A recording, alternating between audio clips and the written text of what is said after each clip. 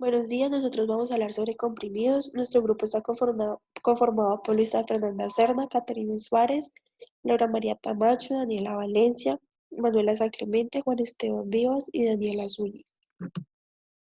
Como contenido de nuestra presentación tenemos objetivos, conceptos clave, métodos de comprensión, equipos empleados, controles en procesos y por último el artículo. Dentro de los objetivos hemos planteado primero comprender los diferentes métodos de compresión, segundo identificar la maquinaria utilizada en el proceso de compresión y tercero conocer las pruebas que se realizan como control de calidad en el proceso de compresión. Dentro de los conceptos clave tenemos primero comprimido.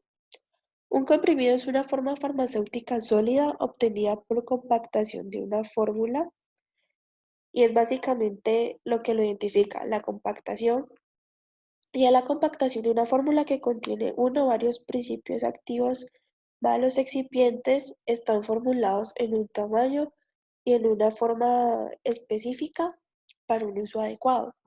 Estos generalmente son lo que conocemos como tabletas o en algunas ocasiones supositorios. Cuando hablamos de compresión, hace referencia a la operación unitaria que se realiza al final de la obtención del comprimido y es esa compactación de polvos o gránulos bajo presión.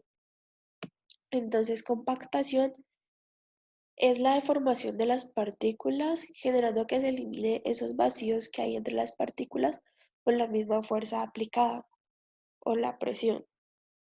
Cuando se habla de compresibilidad, se cuantifica la presión de compactación necesaria para alcanzar una determinada densidad. Y cuando se habla de compactabilidad, se habla básicamente de la característica de mi comprimido, entonces aquí es donde se puede hablar de la dureza y friabilidad de una tableta. Granulación hace referencia al proceso de incremento del tamaño de partícula. Es una operación que se realiza justo antes de la compresión y este lo que busca es, o sea, dar una mezcla de compresión de flujo libre con una compactabilidad aceptable. Es como preparar a la mezcla para que se pueda dar una adecuada compresión. Entonces, nosotros nos sentamos en lo que son tabletas. Cuando se obtiene una tableta, estas deben cumplir una serie de estándares físicos y biológicos. Es decir, pues deben cumplir con unas características. Esas características son las siguientes. Deben ser suficientemente fuertes y resistentes a los golpes y a la abrasión. Deben soportar la manipulación durante la fabricación pues, del embalaje, eh, durante el envío y durante, pues, tanto también en el uso. Deben ser uniformes en peso y en contenido de drogas, es decir, pues todas deben como tener la misma cantidad de API y de excipientes. La biodisponibilidad del fármaco debe ser alta, es decir, pues esa fracción o porcentaje de una dosis administrada del fármaco y que llega de forma inalterada al torrente sanguíneo, pues debe ser alta. Cada tableta cumple con una apariencia específica, es decir, pues unas pueden ser redondas, otras ovaladas, pueden ser de diferentes colores, pueden tener diferentes relieves, es decir, pues una apariencia que las caracteriza a cada medicamento y debe brindar estabilidad y eficacia del fármaco. Cada una de estas características se pueden como medir mediante unas pruebas, como son las pruebas de dureza y friabilidad, variación de peso y uniformidad de contenido, desintegración y disolución, y color y marcas necesarias para identificar el producto.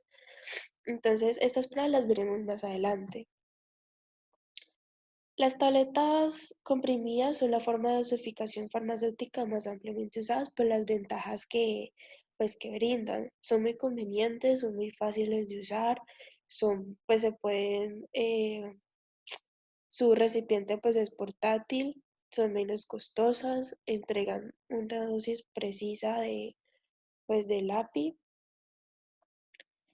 y tenemos diferentes tipos de tabletas diseñadas que cumplen como una función específica. Entonces tenemos como como las tabletas para ser tragadas, es decir, pues que su absorción debe ser como dentro del cuerpo, en el intestino.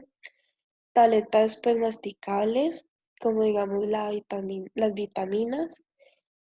Tabletas bucales, como el Noraver, pues que se disuelven en la boca. Tabletas sublinguales, que tienen una disolución debajo de la lengua. Tabletas efervescentes, que pues causa esta reacción por el ácido cítrico con bicarbonato de sodio. Y también tenemos lo que son supositorios, como pues les había mencionado anteriormente. Bueno, entonces ahora vamos a hablar de los métodos de obtención de comprimidos. Entonces, pues primero lo que debemos tener en cuenta es que no importa cuál método utilicemos, siempre la parte de la compresión va a ser igual. O sea, este es un proceso en el cual pues se va a buscar dar la forma estable a las sustancias polvorosas o granuladas y para esto se va a ejercer pues una fuerza mecánica.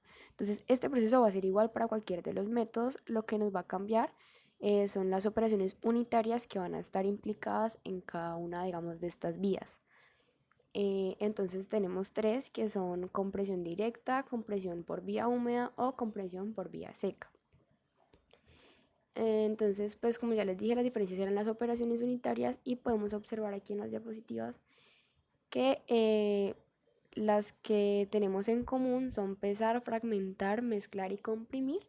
Y para la vía húmeda se van a agregar unos pasos como son aglutinar, granular y secar. Mientras que para la vía seca vamos a tener un proceso de precompresión y de molienda. Más adelante les vamos a mostrar cada uno de estas operaciones unitarias y vías pues por separado como más a fondo. Entonces iniciemos con la compresión directa. Eh, bueno, sin importar cuál método sea, pues las tabletas siempre deben cumplir como una serie de estándares físicos, como homogeneidad de tamaño, en la cantidad de los ingredientes activos, en la estabilidad del producto final y también como en su biodisponibilidad pues del contenido del fármaco que va a tener cada tableta. Entonces, en la compresión directa, pues tenemos que es el método más sencillo de todos y con este vamos a tener la formación de tabletas de una mezcla de ingredientes sin un proceso de granulación preliminar o de agregación. La mayoría de los medicamentos no se pueden comprimir directamente en tabletas debido a que carecen de las propiedades de unión necesarias pues que se necesitan para poder formar una tableta. Entonces, pues se requiere de excipientes y de procesos adicionales para poder conferir estas propiedades de unión y de flujo para poder tener la compresión. Entonces, por esto es que se van a utilizar otras dos vías como lo son la húmeda y la seca. El proceso de compresión directa asume que todos los materiales pueden compararse o fabricarse de acuerdo con las especificaciones para poder que se tenga una mezcla simple antes de la fabricación de tabletas. En cambio, en la granulación húmeda las propiedades pues, se pueden modificar igual que en la seca. Bueno, entonces pues en esta compresión directa la elección de los excipientes es extremadamente crítica, primero porque en la formulación se utilizan menos cantidad de excipientes y los procesos, operaciones unitarias son más reducidas. Entonces vemos en la imagen que tenemos un fármaco el cual va a sufrir un proceso de pulverización o de molienda y este se va a agregar con los excipientes que pues de acuerdo como a las formulaciones por lo general se utilizan solamente aglutinantes, desintegrantes y lubricantes. Lo más importante pues es el API que en algunas ocasiones se utilizan grandes cantidades o bajas y eso también va a determinar la cantidad de excipientes que se le pueden agregar. Los aglutinantes pues deben tener buenas capacidades de compactación y buen flujo. Y el aglutinante más utilizado es la celulosa microcristalina debido a que esta tiene propiedades como que es muy compactable y que tiene alta capacidad de dilución. En los desintegrantes generalmente se utilizan menos que en las demás vías y pues los más utilizados son la cross-carmelosa y la cross-povidona. Los lubricantes siempre se agregan al final cuando ya se va a mezclar y estos pues se mezclan por poquito tiempo porque tratando de evitar que se forme una película en las superficies de los materiales, lo cual pues impediría la compresión. Entonces pues como los pasos sería mezclar los fármacos, el fármaco más el excipiente, esto se mezcla y posteriormente se lleva a un proceso de compresión y ya, en el cual pues se va a aplicar fuerza mecánica. Entonces, pues como ya les decía, es el método más sencillo, cuenta con menos operaciones unitarias y por lo cual eh, tiene que ser más estricto en las propiedades de los materiales que se van a utilizar. Entonces es necesario que tanto el API como los excipientes utilizados tengan adecuadas propiedades de densidad, de flujo, de compactabilidad y de solubilidad. Si no se cuenta con una de estas características, no es posible utilizar compresión directa. Entonces ahora veamos como las ventajas y las limitaciones. Entonces pues como ventajas tenemos que tiene bajo costos en instalaciones y tiempo de equipos, pues por lo que es más reducido las operaciones que se utilizan. Se eliminan los problemas de humedad y temperatura debido a que no va a haber un proceso de granulación. Mejora la desintegración del comprimido debido a que pues este se desintegra en las partículas iniciales y no en los gránulos. Entonces se va a aumentar el área superficial, lo cual puede originar una mayor velocidad de liberación del fármaco. En cuanto a las limitaciones, tenemos que no se puede realizar una compresión directa si contamos con un alto contenido de API, debido a que esto va a dificultar en alcanzar la dureza de los comprimidos. También vamos a tener, si tenemos baja capacidad de compactación o bajo flujo, pues no se puede hacer. Y si tenemos una distribución homogénea del API, debido a que vamos a tener diferencias en las densidades y tamaño de los componentes de la mezcla. Si tenemos una baja solubilidad del API, pues o sea, este es un problema porque como no contamos con un proceso de hidrofilización como en la vía húmeda, pues o sea, las partículas del API no van a ser tan hidrófilas y permeables como lo serían con los otros procesos adicionales. Ahora hablemos de la compresión a partir de una granulación vía húmeda. Este es un método tradicional para hacer tabletas y digamos que es uno de los más utilizados. Esta diferencia de la compresión directa se va a tener más operaciones unitarias, como podemos ver aquí en la imagen que hay más equipos y más operaciones, con la finalidad de que pues mejoren las propiedades del API y de los excipientes para que se tenga como resultado final un comprimido. La principal diferencia con los otros métodos es que en esto se va a utilizar una solución aglutinante, la cual es estable al calor y la humedad, y esta solución se va a mezclar con los polvos para formar una mezcla húmeda. Entonces esto lo que va a hacer es que le va a proporcionar una cohesividad a los componentes de la formulación. Bueno, entonces si ya nos vamos como a los pasos, al esquema, entonces pues vemos que en primer paso tenemos que el fármaco y el excipiente van a pasar por un proceso de pulverización o de molienda. En este punto se utilizan excipientes como el diluente y el desintegrante intragranular. Después se van a mezclar los polvos ya molidos y se va a preparar la solución aglutinante. Entonces, pues esta es líquida y tiene una mezcla de etanol, agua y el aglutinante.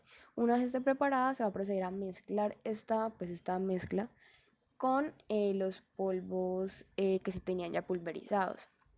Entonces, se mezcla y se forma una masa húmeda, la cual, pues aquí se van a generar los gránulos. Entonces, aquí tendríamos los gránulos húmedos que van a pasar por un tamizado grueso, y posteriormente vamos a pasar a secar esos gránulos húmedos. Entonces esto se seca en hornos que pueden ser de circulación de aire con el material con el que van bandejas o de lecho fluido, en el cual pues el gránulo se va a mantener como una suspensión constante.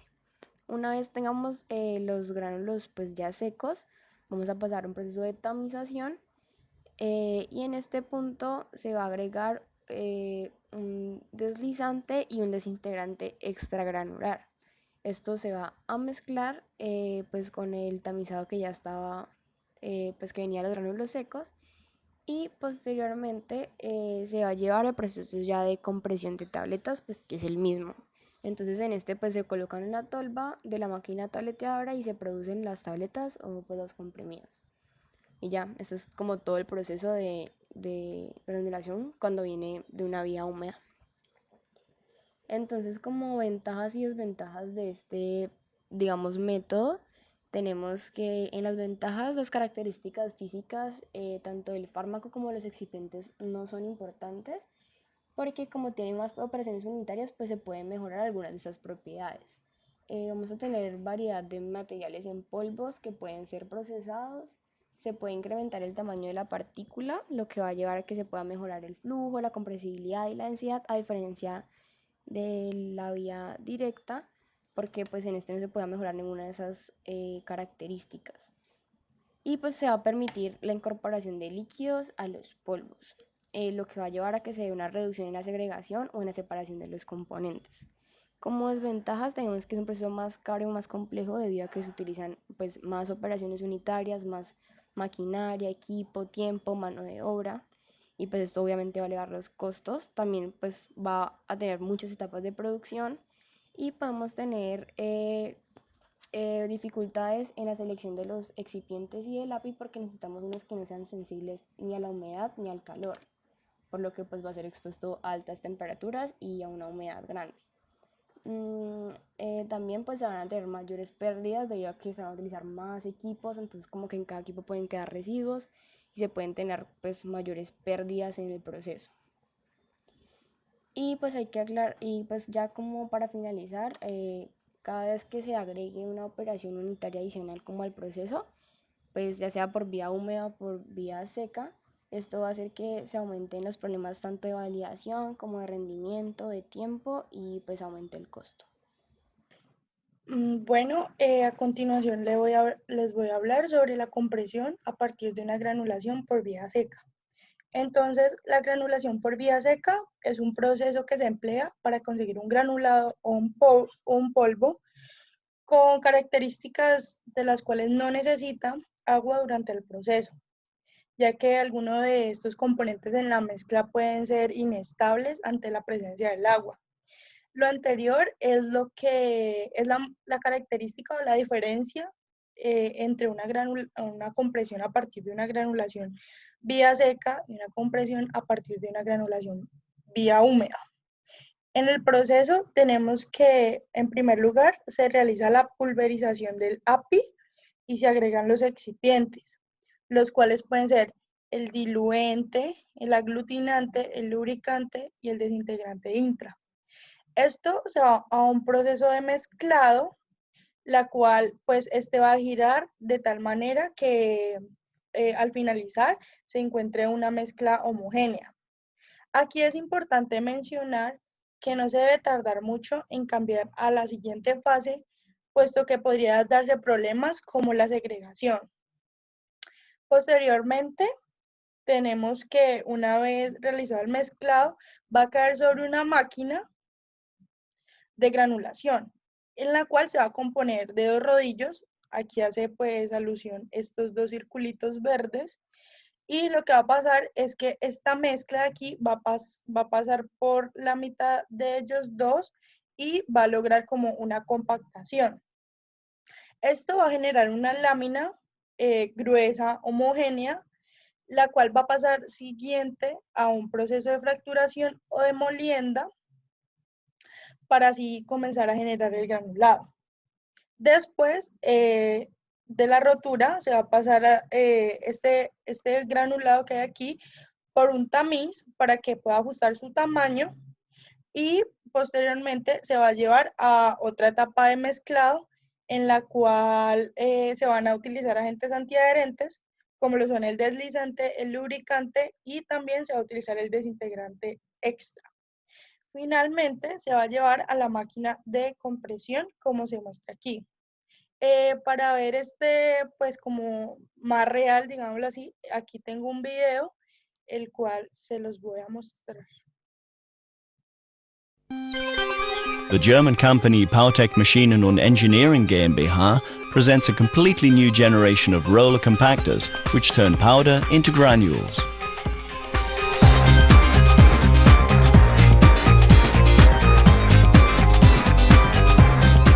The innovative roller compactor type RCC 100x20 was especially developed to cater for frequent product changes and to work with small quantities of products. That is why the machine is particularly suited to work in the laboratory.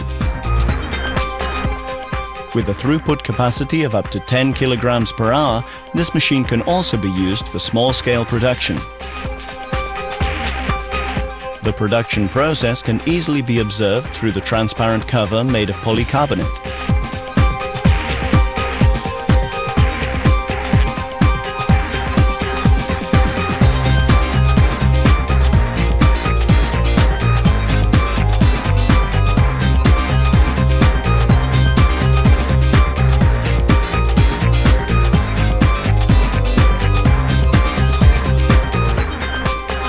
Bueno, ahora vamos a ir con las ventajas y las desventajas que se puede encontrar en una compresión por granulación vía seca. En ventajas tenemos que puede mejorar el fluido de los polvos por aumento del tamaño de la partícula y pues también algo muy importante es que no requiere uso de la humedad ni del calor como tal. O sea, se puede utilizar para estos fármacos que son sensibles. Además, es, digámoslo así, más barato y puede usar menos equipos. En desventajas tenemos que tiene una erosión y una segregación de partículas y no es para todos los principios activos. Bueno, aquí tenemos tenemos resumidas las etapas de la granulación húmeda, de la granulación seca y de la compresión directa. Podemos ver que en la granulación húmeda, pues se necesita el proceso de muchas más etapas que en comparación, digamos, a una granulación directa o una granulación seca, vía seca.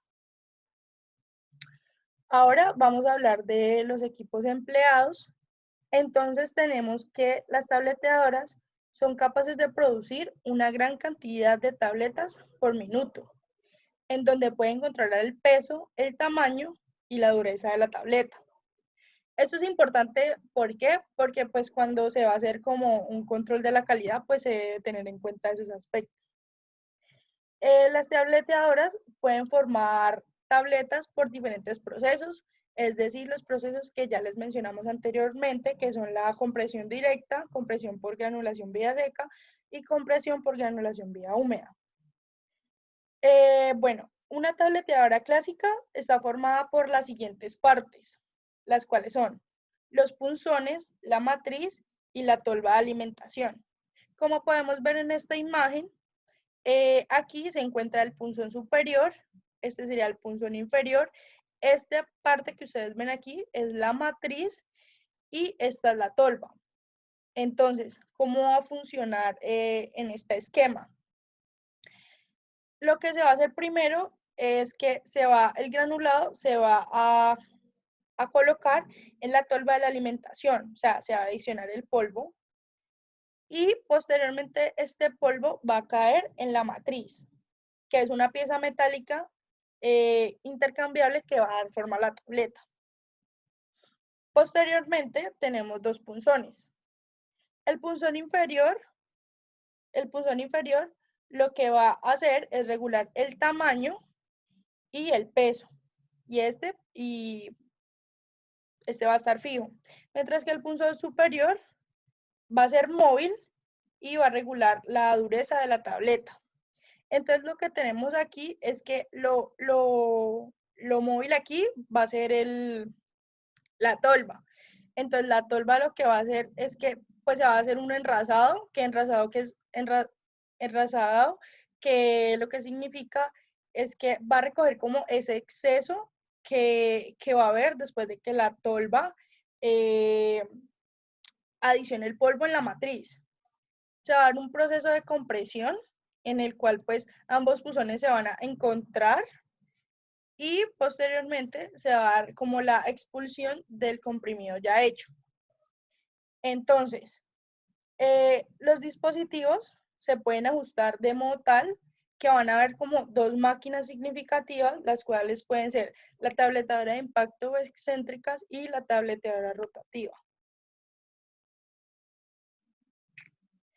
Bueno, aquí tenemos La tableteadora de impacto o excéntrica, como la pueden ver aquí, esta es. Las partes principales son las que mencionamos anteriormente. Los punzones, el punzón superior y el punzón inferior. Estos dos van a ser móviles y van a tener unos movimientos verticales que van a ser regulables. El punzón superior, que sería este, lo va a regular un medio excéntrico.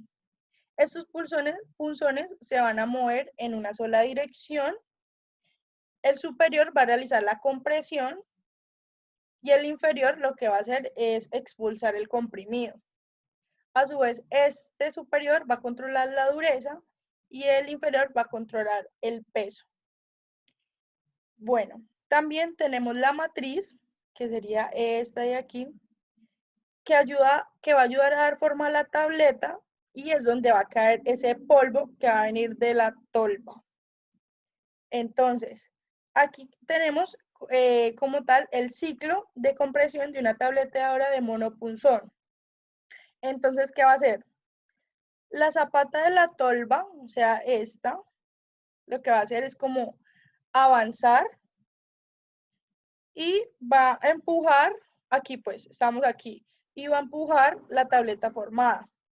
El punzón inferior, que es este ya, va a comenzar a bajar hasta alcanzar su punto más bajo. La zapata de la tolva va a llenar la matriz con el granulado. Aquí va a agregar el polvo y se va a mover y va a llenar la matriz. La zapata de la tolva se va a retirar, como se muestra aquí. Este punzón superior va a descender hasta alcanzar el punto más bajo y se va a formar la tableta dentro de la matriz, como se puede observar aquí, que se forma la tableta. El punzón inferior comienza a subir y se despega de la superficie de la tableta. El punzón inferior comienza a ascender, sí, y la zapata de la tolva avanza y empuja la tableta formada en el punzón. Aquí ya va a empujar la tableta formada. Aquí lo podemos ver en un video.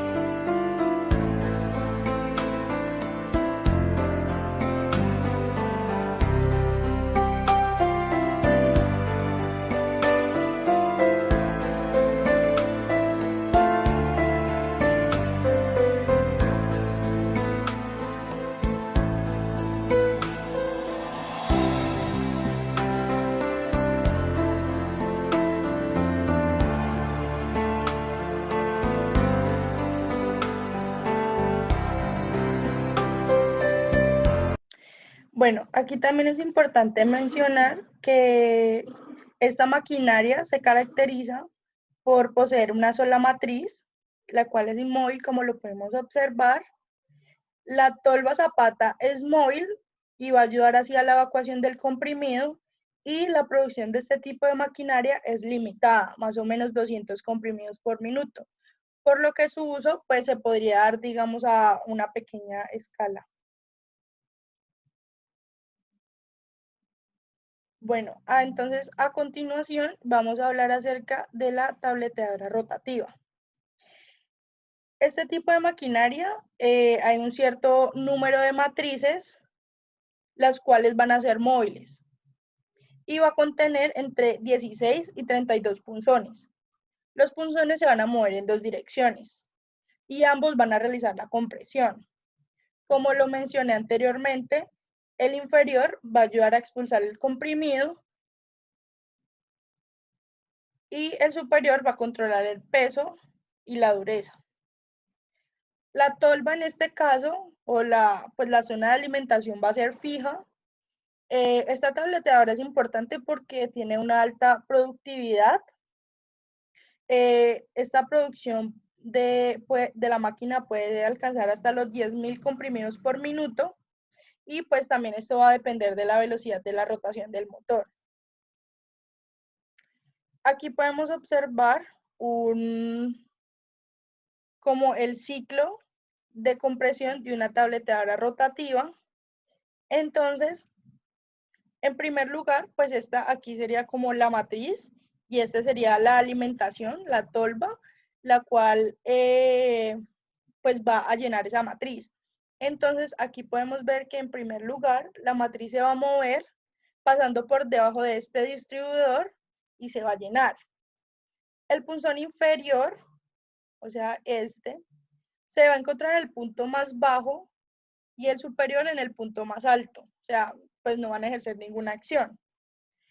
El punzón inferior va a subir ligeramente, como se puede mostrar aquí, va a subir ligeramente para dar el peso requerido. Y pues como también pues se mostró, este distribuidor va a tener una laminilla que va a enrazar ese exceso que va a haber, pues para que no haya como suciedad o se vaya de más. Entonces, el punzón superior, que es este, va a comenzar a bajar y estos dos se van a aproximar entre sí y van a hacer la compresión y se va a formar la tableta. Este punzón, aquí cuando ya se forma la tableta, lo que va a pasar es que este punzón superior va a comenzar a subir y pues a su vez también este inferior va a comenzar a subir para posteriormente dar la expulsión de ese comprimido. Y pues esto todo el tiempo va a estar rotando, pues por eso se llama tabletera rotativa. Aquí tenemos un video, el cual pues se puede observar mejor el proceso que les acabo de mencionar.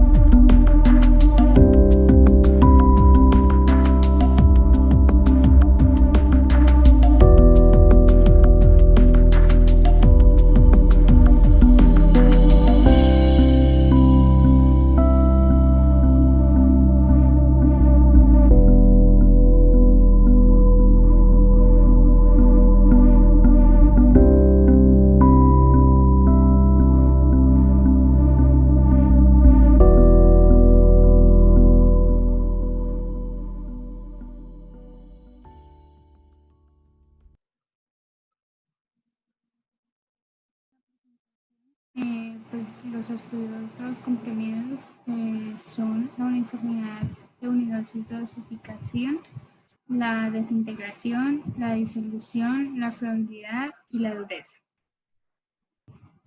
Bueno, en cuanto a la uniformidad de unidades de dosificación, estas se dividen en uniformidad de contenido y en variación de peso. En cuanto a la uniformidad de contenido, pues esta sirve para determinar la variabilidad de la cantidad del principio activo que se presenta en unidades representativas de un lote. Esta prueba se recomienda aplicar a una forma farmacéutica que presente una cantidad de principio activo pues prácticamente pequeña.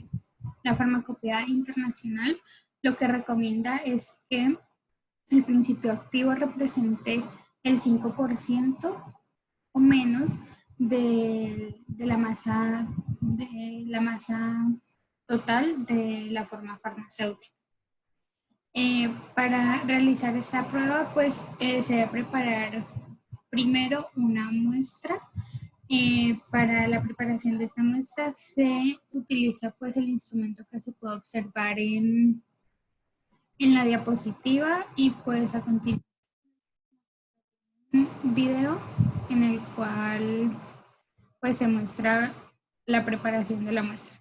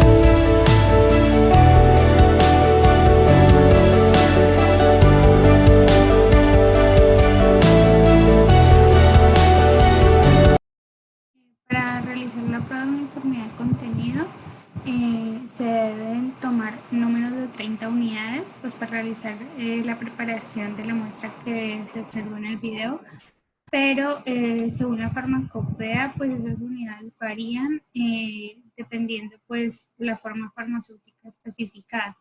En el caso de las formas farmacéuticas sólidas, se valoran son 10 unidades individuales, y pues se prepara la muestra como observamos en el video. Una vez la muestra esté preparada, pues se procede a calcular el valor de aceptación, que es la ecuación número 1 que tenemos en las diapositivas, y pues siendo m el valor de referencia, esa m puede variar dependiendo de las condiciones. En la farmacopea pues nos muestran dos condiciones: cuando la temperatura es menor o igual a 101,5 grados Celsius y cuando es mayor pues al mismo valor. Esa puede tomar valores ya sea igual al promedio de la media de los contenidos individuales, puede ser igual al 98,5% o puede ser igual al porcentaje de la temperatura. Y pues eso se especifica como más a fondo en sí en la farmacopea.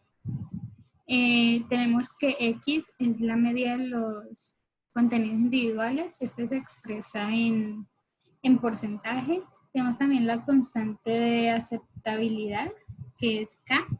Este valor depende del tamaño de la muestra. Cuando el tamaño de la muestra es igual a 10, tenemos que nuestra constante de aceptabilidad es 2.4. Pero cuando el tamaño de la muestra es igual a 30 unidades, pues tenemos que nuestra constante es igual a 2. Y tenemos que esa es la desviación estándar. Cuando se utilizan pues procedimientos diferentes para la valoración de la preparación, pues a veces es como necesario tener un factor de corrección. El factor de corrección pues es la ecuación número 2 que se muestra en la diapositiva, en la que W es el peso del fármaco equivalente a una unidad de dosificación promedio, que esto se obtiene mediante el procedimiento de valoración. Y P pues es lo mismo, pero se obtiene mediante un procedimiento especial. En cuanto a la variación de peso, pues variación de peso y uniformidad de contenido es prácticamente lo mismo. Se diferencian en que cuando se va a calcular el valor de aceptación, que pues en este caso también se debe calcular, se reemplaza el contenido individual de las unidades por el contenido estimado individual. Ese contenido estimado individual es pues, la ecuación que se presenta allí, donde pues XI es ese contenido estimado, W sub I es el peso individual de las unidades analizadas expresada pues en porcentaje. A es el contenido del fármaco, W sub I no está expresado en porcentaje, es el contenido del fármaco el que se expresa en porcentaje. Y tenemos que W mayúscula promedio es pues el promedio de los pesos individuales. Pero pues no solamente se diferencian en cuanto a su ecuación, se diferencian también como en su uso.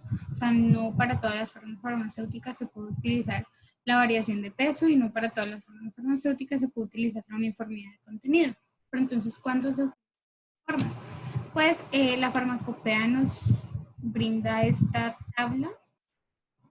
En este caso, pues nos vamos a centrar en tabletas y en sólidos en envase unitario, porque pues el tema que estamos presentando son comprimidos.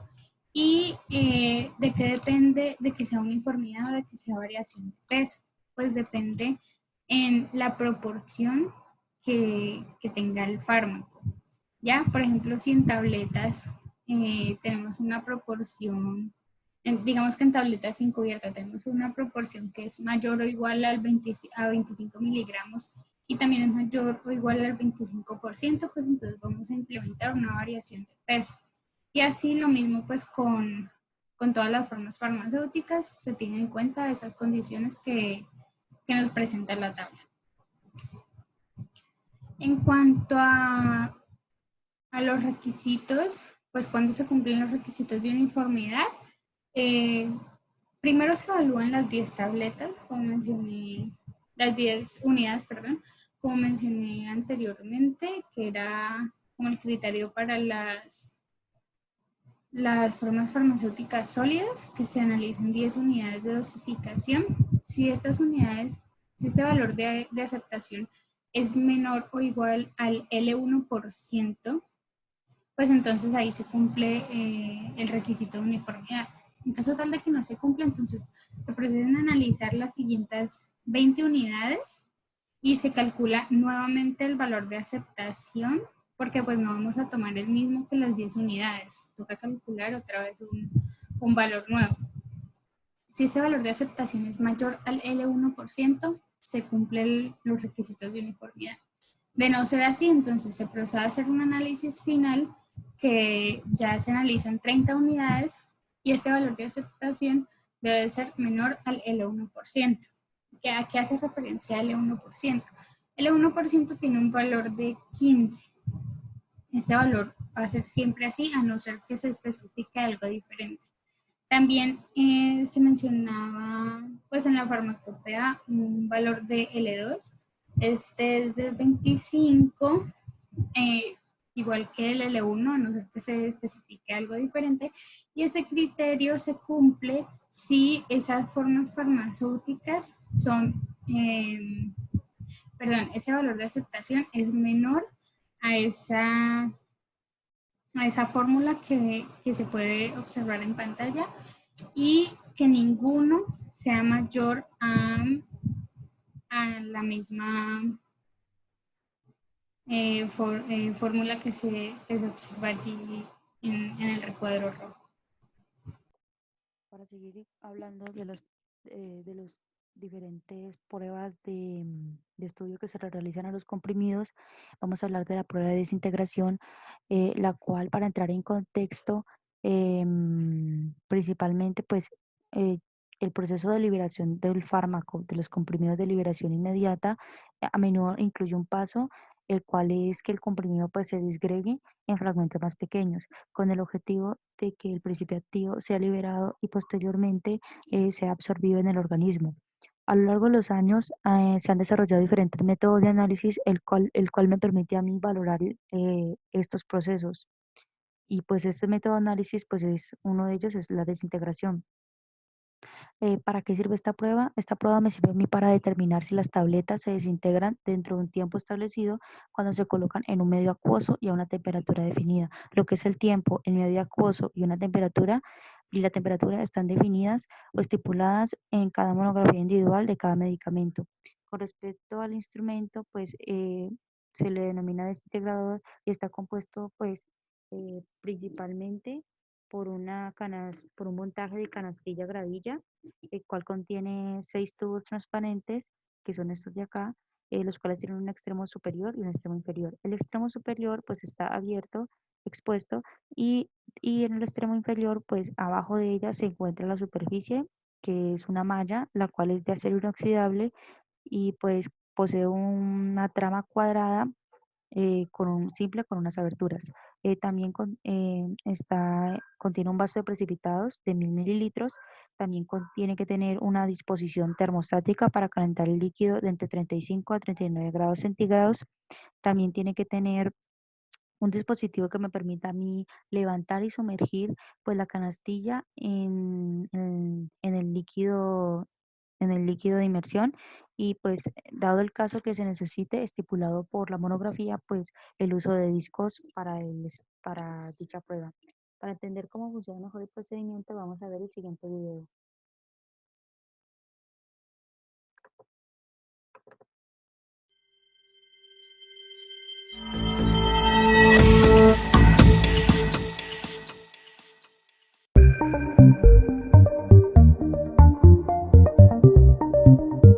Este tipo de instrumento principalmente pues eh, es ampliamente utilizado debido a que es un sistema automatizado, es decir, que cuando se den mediante unos autodetectores que son los discos, va a permitir, digamos, obtener el tiempo de desintegración dado por el aparato.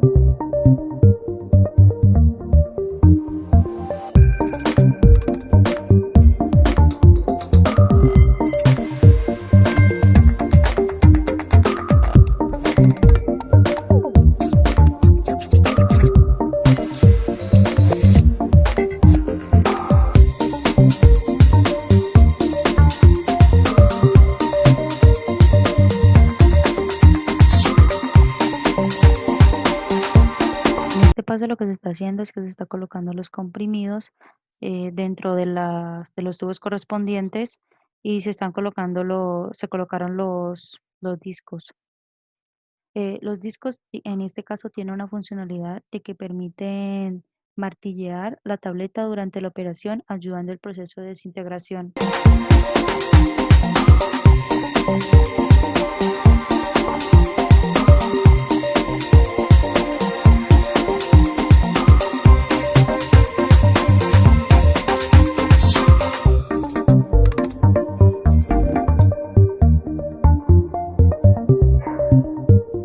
El ensamble de la canastilla que sube y baja, lo que hace es que está emulando el jugo gástrico a una temperatura de 37 grados.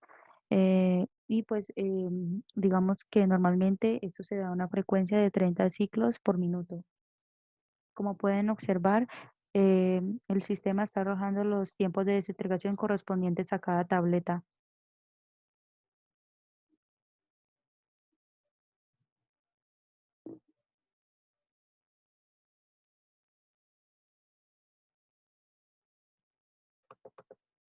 Con respecto a cuándo se cumple la prueba se cumple cuando el tiempo que se tarda en alcanzar el punto final se encuentra por debajo de, de un límite dado. Pues principalmente el punto final de la prueba pues es cuando todas las partículas visibles de los comprimidos pues se han eliminado. Em, Como lo dije, pues es decir que digamos se considera que se ha completado cuando la disgregación digamos, no quedan fragmentos del comprimido en el tamiz, ya que el tamiz, al tener los orificios, pues va a permitir que pues puedan atravesar los diferentes fragmentos pues del comprimido. Sin embargo, obviamente pueden quedar fragmentos del recubrimiento. Ah, eh, unos, refiriéndonos a un ítem que es por qué em, es útil o porque es útil porque primero em, pues no establece una correlación con el comportamiento in vivo. Por lo tanto, por lo tanto, no puedo garantizar la liberación y una captación aceptable en un organismo. Pero sin embargo, si el preparado no cumple con, digamos, con la prueba en in vitro, pues mucho menos la va a cumplir en vivo. Por lo tanto, no tienes posibilidades de ser eficaz en un organismo. Em, dando paso a, dando paso al tema de dureza, pues a la prueba de dureza, pues ¿para qué me sirve esta prueba? Esta prueba me permite a mí determinar la fuerza necesaria para producir la ruptura de los comprimidos. ¿Cuál es el instrumento? Pues el instrumento se denomina durómetro y lo que me permite, o lo que está, por lo que está compuesto, es que se pueden apreciar acá que presenta dos brazos. Esos dos brazos lo que van a hacer es que están enfrentados unos a otros y pues cuya superficie pues se encuentra en contacto con el comprimido, la cual es plana. Ambos brazos se van a acercar entre sí, lo que van a hacer es que van a permitir pues la ruptura del comprimido. Este instrumento de acá me permite a mí determinar el diámetro de una tableta en conjunto con su dureza en kilopondios. Em, para, para entender cuál es el procedimiento, vamos a ver el siguiente video.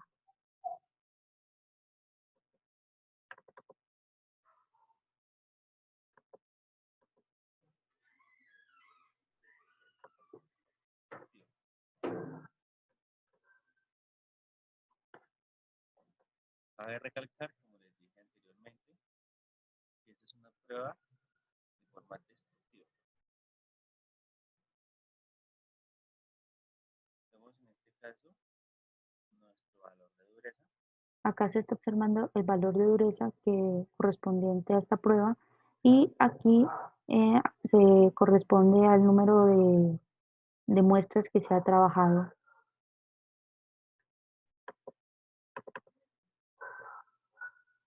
Con respecto a cuándo se cumple la prueba pues depende pues el rango de dureza depende de la forma farmacéutica que se ha estado evaluando.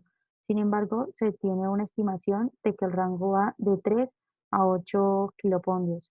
Aspectos que hay que tener en cuenta es que pues, es necesario evaluar 10 comprimidos para la prueba y ubicarlas dentro del instrumento en la misma dirección con respecto a la fuerza aplicada. Es necesario asegurarse de eliminar cualquier residuo de procesos ejecutados que se hayan generado anteriormente. Solamente pues se realiza para tabletas y comprimidos. Y la medición de este parámetro es muy importante debido a que la dureza determina el grado de compresibilidad y por lo tanto la resistencia del comprimido a la hora de ser envasado y cuando se dé un transporte de este.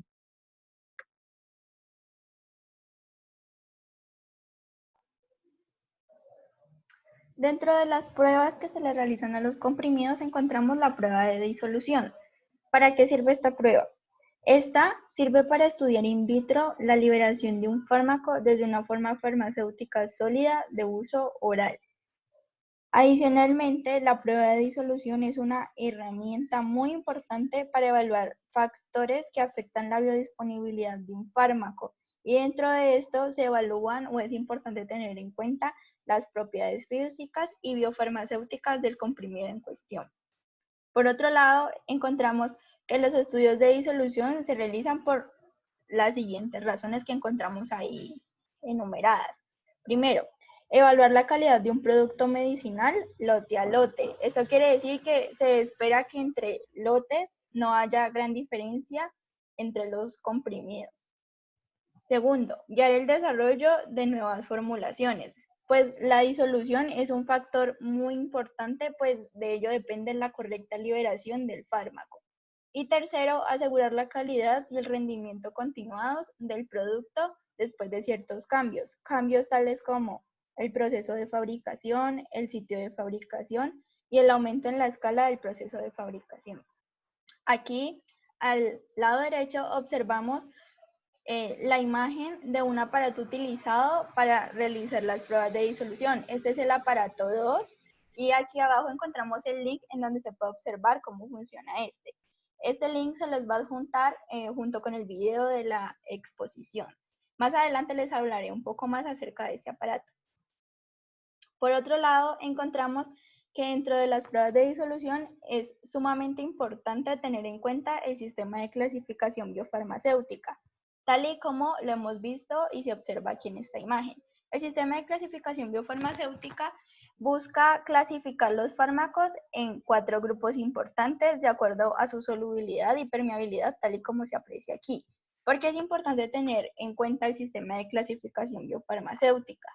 Este se utiliza como base para establecer las especificaciones de disolución in vitro y predecir la probabilidad de lograr una correlación in vivo, in vitro exitosa. ¿Por qué es importante esta correlación? Pues para poder que un fármaco pueda salir al mercado y pueda tener éxito y cumplir con su especificación terapéutica, primero debe tener unos estudios in vivo y luego in vitro. De esa correlación entre los resultados in vitro e in vivo se puede determinar cuál va a ser la velocidad de absorción del fármaco. Y es por esto que, dependiendo de la clasificación del fármaco, de acuerdo al sistema de bioclasificación biofarmacéutica, va a ser posible determinar cuáles son las medidas o las condiciones a tener en cuenta para realizar la prueba de disolución, ya que hay monografías individuales para cada fármaco. Dentro de los fármacos utilizados para realizar las pruebas de disolución, de acuerdo a la farmacopea, encontramos 4. El aparato 1 o aparato con canastilla, el aparato 2 o aparato con paleta, el aparato 3 o cilindro oscilante y el aparato 4 o celda de flujo.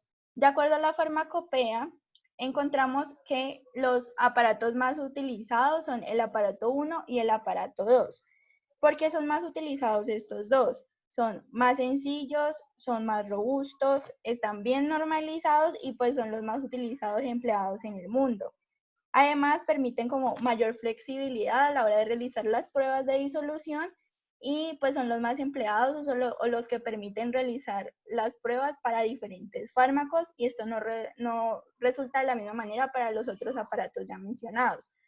De acuerdo a la farmacopea, para hacer las pruebas de disolución, pues como ya les mencioné, deben utilizarse los aparatos 1 y 2. Se van a utilizar los aparatos 3 y 4 en caso de que la prueba de disolución no sea satisfactoria o la monografía individual del fármaco especifique pues lo contrario.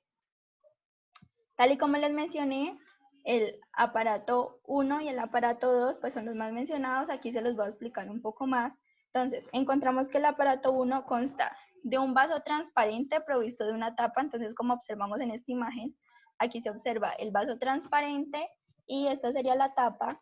Este debe estar construido de vidrio o cualquier otro material inerte. Adicionalmente, este aparato tiene un eje metálico que lo encontramos aquí seleccionado y el canastillo es este que encontramos acá, es un canastillo cilíndrico.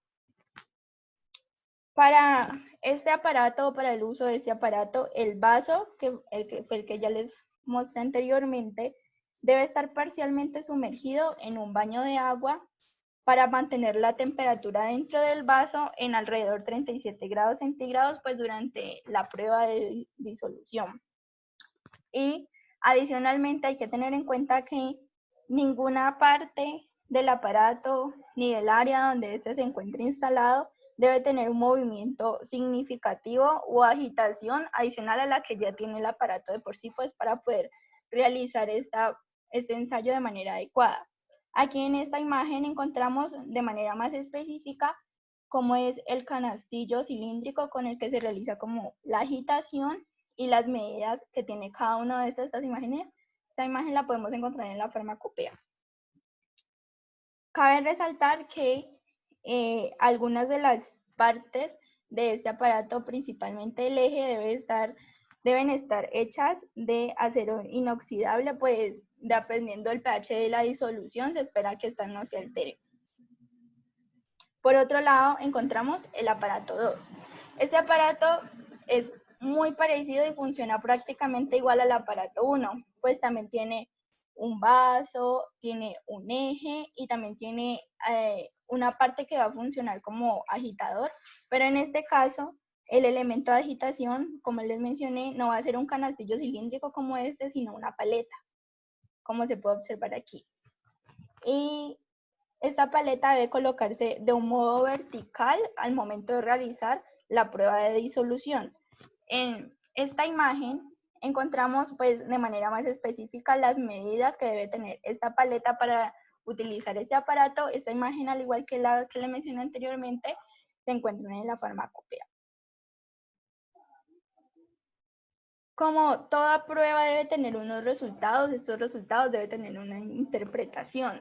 La interpretación de las pruebas de disolución pues, han sido establecidas por la farmacopea de acuerdo a ciertos requisitos o al tipo de comprimido que se esté evaluando.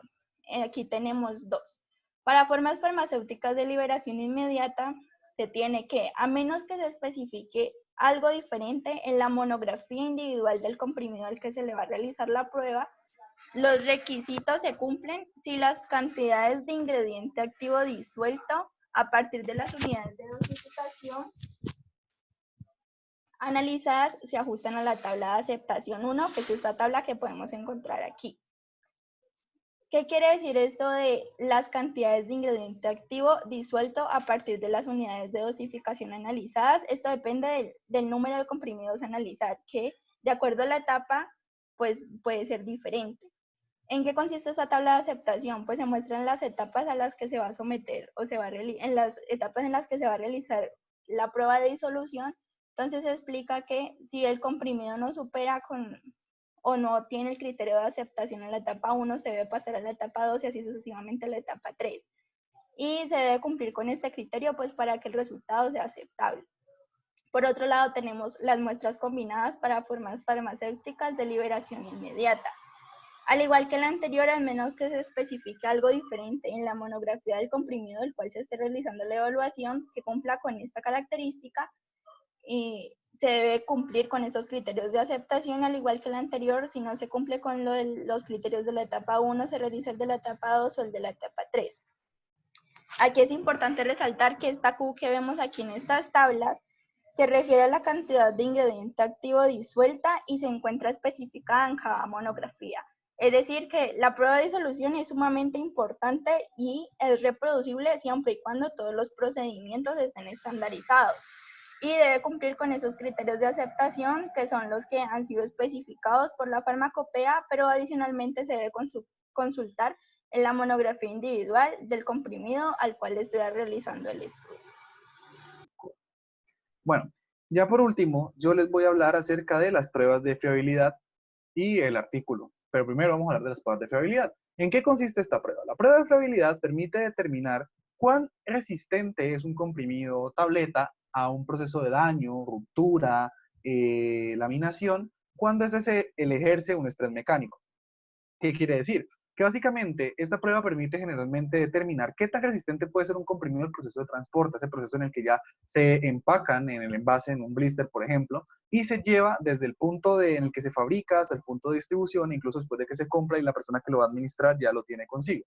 Lo importante de esta prueba es que básicamente es importante que el comprimido se mantenga íntegro. ¿Por qué? Porque básicamente suponga que tú estás en tu casa, abres un encelofanado y vas a tomarte un acetaminofén, pero encuentras que el acetaminofén ya no está íntegro, no está como la tableta completa, sino que ya está hecha gránulos, o está partida, o por el contrario está laminada, entonces no tendría sentido ya poder tomar esa tableta. Esa es lo importante de esta prueba de fiabilidad. Entonces, ¿Cómo se hace o en qué instrumento se hace? Pues aquí lo tenemos a la izquierda de ustedes en la diapositiva, aquí en este instrumento que es muy parecido al que usamos en el laboratorio farmacotécnico. ¿En qué consta este dispositivo? Pues básicamente es un probador de fiabilidad, el cual tiene dos tambores transparentes cada uno, que tienen como una especie de un brazo, que se puede ver más o menos aquí. Ahí se ve más o menos como un pedazo de plástico, este sería el brazo. Ese brazo lo que va a permitir es, pues, inicialmente uno desmonta el tambor, introduce las tabletas en el tambor, la cierra y pone, eso tiene un movimiento rotatorio. Tú puedes determinar cuánto tiempo quieres que haga ese movimiento o durante cuántos giros de a cuántos RPMs puede girar el tambor. Entonces, en la que esta prueba, básicamente yo introduzco los comprimidos y lo que va a hacer es que él mediante ese brazo los va a empujar haciendo que caigan más o menos de esta distancia, que aquí les señalo un poco con el mouse, de aquí a aquí más o menos, que caigan en esa distancia para simular ese efecto de estrés mecánico y precisamente determinar cuánto peso se ha perdido en ese proceso. Ahora bien, hablemos de la pérdida de peso. Lo importante de esta prueba es que básicamente para que la pasen los comprimidos que se evalúan es que la pérdida de peso de los comprimidos no sea mayor al 1%. ¿Eso qué quiere decir? Que básicamente yo hago un pesaje diferencial en el que tomo el peso de los 10 comprimidos, porque eso es un aspecto a tener en cuenta, de que se tienen que evaluar 10 comprimidos. Se toma el peso de los 10 comprimidos antes y después de la prueba y se hace un pesaje diferencial. Se mira cuánto peso se perdió y cuánto es ese peso en porcentaje del peso total de las tabletas. Ahí es donde uno puede determinar qué tanto o qué porcentaje de peso se ha perdido. Si este es mayor al 1%, básicamente la prueba se da por negativa, pero no a la primera. Es decir, si yo hago la prueba de fiabilidad y obtengo un resultado cuyo porcentaje de fiabilidad es mayor al 1%, yo tengo que volver a repetir la prueba una segunda vez. Al repetirlo la segunda vez, yo hago el promedio de ambos porcentajes de fiabilidad y si el promedio me da menor al 1%, doy la prueba como aceptada. Mientras que si ese 1%, después de haber hecho el promedio de ambos resultados, da superior al 1%, pues doy la prueba como rechazada. Ahora bien, vamos a ver el artículo científico que viene en relación con la compresión. Pues básicamente el título del artículo es el efecto de la fuerza de la compresión sobre los atributos críticos de calidad en tabletas de liberación inmediata de furosemida. Entonces, este artículo pues básicamente se hizo en la Universidad de La Sabana, aquí en Colombia, en Bogotá específicamente, y se realizó en 2007, por lo que es relativamente reciente. El objetivo de este artículo pues básicamente es poder determinar cómo es el efecto de la fuerza de la compresión que yo le aplico al momento de generar estas tabletas o comprimidos en función de las pruebas o factores importantes como son la dureza, la fiabilidad y la desintegración que les explicaron anteriormente. Ahora bien, como pueden observar, ellos plantean varios sistemas en los que le suministran al análisis, al método de análisis, diferentes fuerzas aplicadas en este caso por el punzón. Estas fuerzas, como pueden ver, están en kilogramos fuerza, que esos son kilopondios, y se dan un rango entre 0, 500, bueno, 0 no, 500, 3000 kilopondios. Se hacen comprimidos bajo esos directrices de cada uno con unos tipos de compresión específicas y posteriormente se le mide la dureza a cada uno de ellos. Recordemos que el proceso de dureza se hace introduciendo el comprimido y enfrentándolo frente a dos brazos, los cuales van en direcciones opuestas para producir una ruptura o una fragmentación. En este caso, pues básicamente se encuentra lo esperable. En este punto hay que tener en cuenta un principio básico que rige tanto el principio de fiabilidad como desintegración como el de dureza, y es la compresión y qué indica o cómo se produce la compresión. Recordemos que en la compresión lo que se busca es básicamente hacer que las partículas, los gránulos, se unan en una forma específica, ¿sí? Queden compactos en una forma específica. Ese proceso depende de la fuerza que yo voy a aplicar.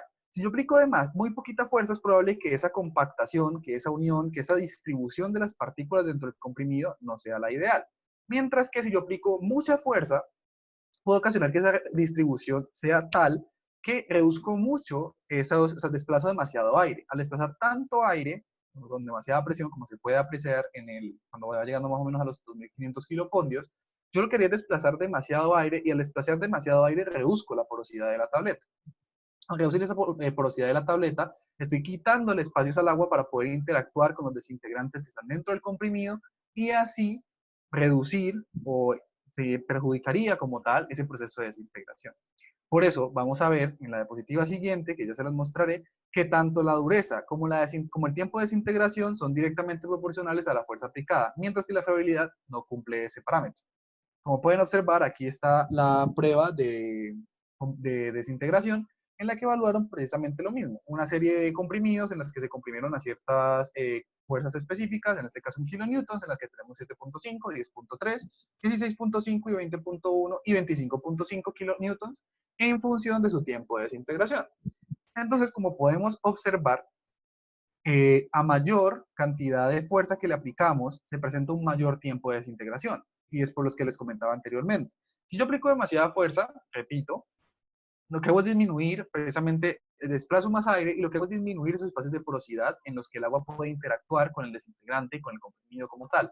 Por eso su desintegración va a ser mucho más complicada si en el momento de hacer la compresión le apliqué demasiada fuerza, hice demasiada distribución de esas partículas entre sí, reduciendo el espacio de aire, a que si no lo hago. Es por eso que básicamente se puede observar que si tengo una fuerza de 7.5 kilonewtons a 16.5, relativamente los tiempos de desintegración no cambian, mientras que si le aplico una fuerza muy grande, como 25.5 kilonewtons, se puede observar que el tiempo de desintegración es mayor a los 5 minutos. Es importante aclarar que esta prueba de desintegración no da el resultado de la misma prueba de disolución. Si quisiéramos comparar verdaderamente esa disolución, cómo se comportaría la disolución de diferentes tabletas en función de la fuerza de la compresión, tocaría hacer un ensayo de disolución comparativo en el que tendríamos diferentes tabletas, las cuales se comprimieron a diferentes fuerzas y se compararían dentro de un análisis de disolución para poder determinar si verdaderamente son o no iguales en función de cómo se hace la disolución en el proceso que se les explicó anteriormente. Y finalmente llegamos a la prueba de fiabilidad. En esta pues básicamente se encuentra lo que les comentaba, de que a diferencia de las otras dos pruebas de desintegración y dureza, esta es inversamente proporcional a la fuerza de compresión aplicada. Tenemos lo mismo, tenemos un rango de fuerzas de compresión que van desde 0.9 a 25.5 kilonewtons, y lo que se puede apreciar es que si yo tengo muy poca compresión, voy a hacer de que las tabletas se puedan romper fácilmente.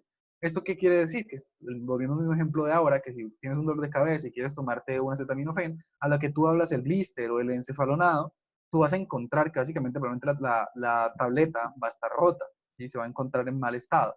Y por eso es importante determinar a qué fuerza de compresión podemos obtener una compresión, ¿sí? Una compresión tal que haga que las tabletas tengan una buena fiabilidad y por tanto no se desgasten, porque si se fijan, básicamente si yo aumento de 0.9 a 4 kilonewtons, ya no tengo tabletas rotas, sino tabletas desgastadas. Y si le subo un poco más de fuerza a 6.4 kilonewtons, ya no, las tabletas no se me van a desgastar tanto, sino que simplemente van a tener unos bordes desgastados. Ya no va a tener unos bordes bien definidos, sino que van a tener unos bordes desgastados.